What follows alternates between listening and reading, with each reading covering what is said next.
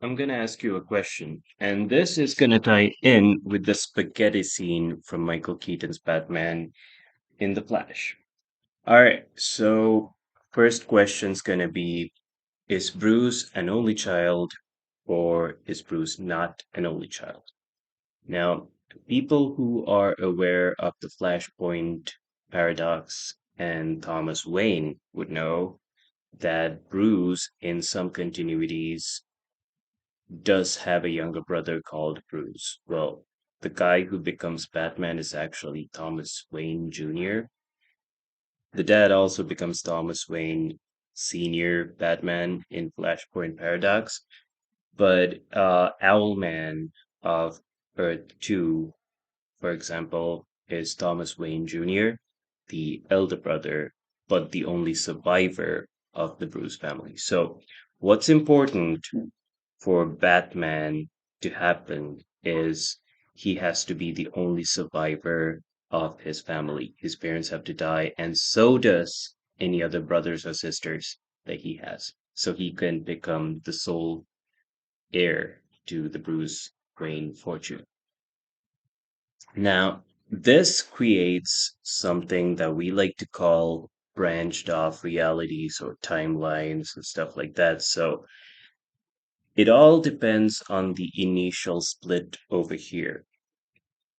Right. So I'm going to tell you about Earth 2, Earth 3, and Earth 3, which is funny because one of the Earths is called Earth number 3, and there's another Earth called Earth dash THREE, like the word 3. Earth 3 is where the evil versions of the Justice League exist, right? And speaking of the Justice League, you don't necessarily have to subscribe to the idea that Batman and Superman are best friends, like they show in the cartoons. Superman can exist on his own, without the Flash, without Wonder Woman, without Batman. Batman can exist without Superman.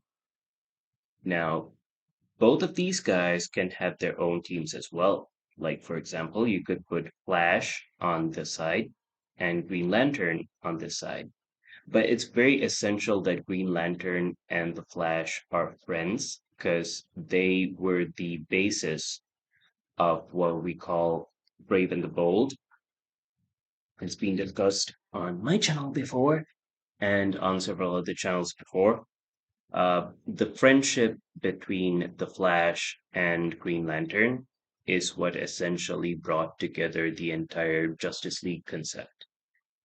Uh, Before that, everybody had their own comic. Like Action Comics was Superman's domain, Detective Comics was Batman's domain. Then you had Flash Comics, obviously. You had All Star Comics. You had Fawcett Comics, which is where Shazam's universe is.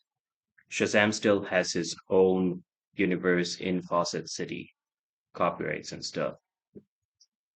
You don't need the Justice League, but let's just, for the sake of argument, go to Earth 3, where, we find the most definitive counter versions of the established characters. For example, in one of the Brave and the Bold cartoons, I'm referring to the Batman Brave and the Bold cartoon here, not the comic book with Flash and Green Lantern and eventually Green Arrow and Canary and Martian Manhunter. And yes, that was the original Justice League. The original Justice League did not have the big three. It was Flash, Green Lantern, Green Arrow, Canary, Aquaman, and Martian Manhunter. It's still counting one extra. There's only supposed to be five there. Wonder Woman. It's all right if Wonder Woman's in Justice League. I don't see a problem with that, especially with the teenagers making their own super teams, Teen Titans, and then Young Justice. There's other versions of these young superhero teams as well. The Legion of Superheroes is something very cool.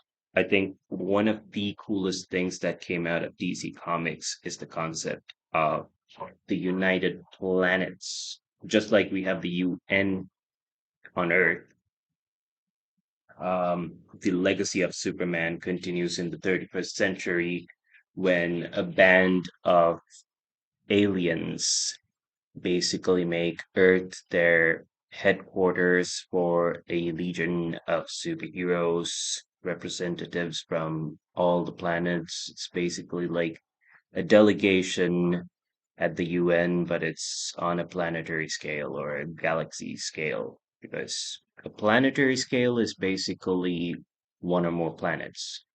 Here we're talking about like different systems of planets, so interstellar. All right, so back to Thomas Wayne Jr., the Owl Man. First of all, you got two different characters called Owlman before 1983 and after 1983.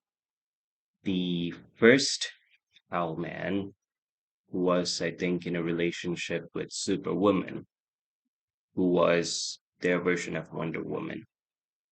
And then in the new continuity, they say that, well, at least in the movie, at least in the animated movie, Alexander Luthor is a big deal because Alexander Luthor, although he's a bad guy in our known universe, in the mainstream, 616 if you're in Marvel, or Earth 1 if you're in DC, which is much less complicated, but also a little bit egotistical because Earth Prime is actually a different Earth than Earth 1.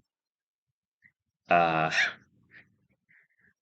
in Final Crisis, they make fun of this. In Infinite Crisis, they make fun of this. All right, so the first significant crisis was called Crisis on Infinite Earths, 1983, and then 20 years later, they come up with Infinite Crisis. So Crisis on Infinite Earths and Infinite Crisis are 20 years apart or more, and And then they started doing a crisis event like every 2 years or something, and it got really messy. What I like about Marvel is, publication wise, they just keep everything in the same universe and they come up with like an Elseworlds or what if storyline to explore the things that are different, like the Ultimate X-Men line. The X-Men, their history can be divided into several things, right? So first you got the Uncanny X-Men. That's the original line of the X-Men. And later you have the Astonishing X-Men as well as the Ultimate X-Men. You got a single magazine called the New X-Men, which branched off into Astonishing. That's where Beast turns into a lion and stuff. It's bullshit. And Emma becomes like a good guy.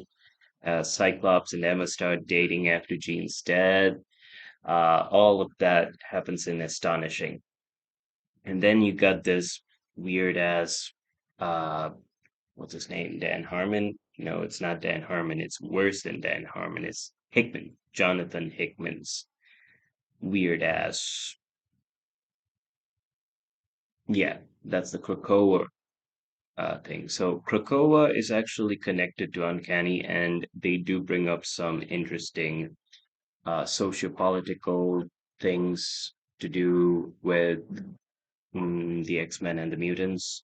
And you also have like, all right, so pause on this video or break it into two pieces, I guess. Yeah, break it into two pieces because I'm gonna get some disturbance right